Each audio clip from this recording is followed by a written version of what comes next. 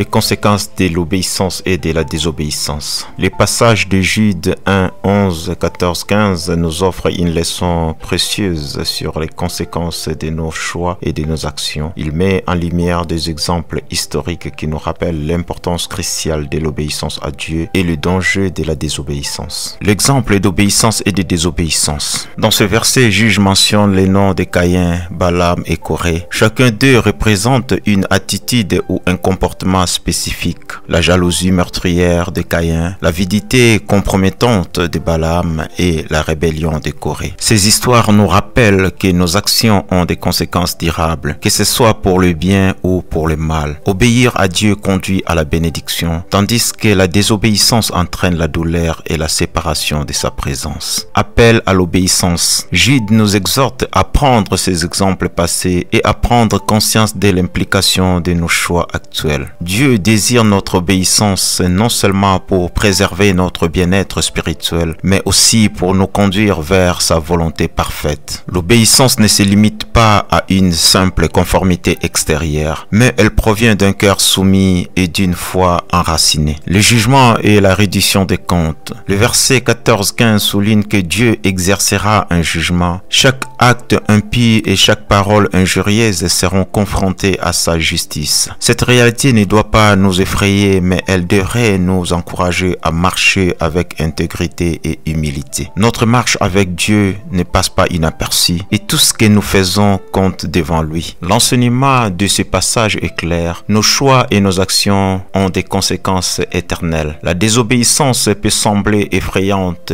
à court terme, mais elle ne peut que nous éloigner de Dieu et de ses bénédictions. En revanche, l'obéissance à Dieu nous rapproche de sa présence et de sa volonté parfaite pour nos vies. Puissions-nous apprendre de l'histoire de Caïn, Balaam et Corée et choisir délibérément l'obéissance à Dieu dans tous les domaines de notre vie. Souvenons-nous que notre Père Céleste désire notre bien-être et notre épanouissement et que son amour pour nous nous guide vers un chemin de vie en abondance. Que chacun de nous puisse prendre à cœur cet enseignement et marcher dans l'obéissance, sachant que nos choix actuels influenceront notre destinée éternelle. Que Dieu vous bénisse abondamment. Amen.